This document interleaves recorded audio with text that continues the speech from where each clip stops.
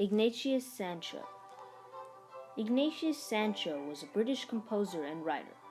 Although he was formerly enslaved, he taught himself how to read and eventually spoke out against the slave trade. Charles Ignatius Sancho was born in 1729 on a slave ship crossing the Atlantic Ocean, headed to South America. Both of his parents died when he was a baby. As an orphan, he was brought to England, where he was enslaved and sold to 3 sisters. Later, he worked for the Duke of Montagu.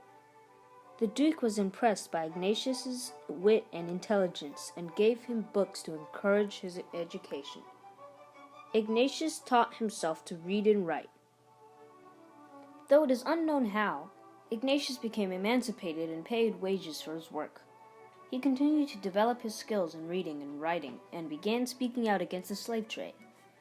He also wrote music, poetry, and plays.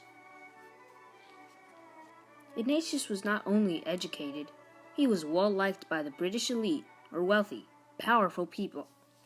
After he left the English household, he and his wife opened a grocery store, where many politicians, writers, actors, and artists would gather. Ignatius became a successful businessman in his community. He got to know several leading politicians and did not shy away from offering his advice or opinions. He often wrote about politics and the economy, and he used his popularity to spread the message and share his views, especially against enslavement. Ignatius began writing letters to abolitionists, people who wanted to end slavery, boldly criticizing the British for their part in the slave trade. Because he was so well respected, Ignatius remained a prominent figure in his community until his death in 1780. Alas! Time leaves the marks of his rough fingers upon all things.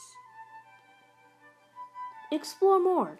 You can see scans of a book of Ignatius's letters published in 1784 at publicdomainreview.org.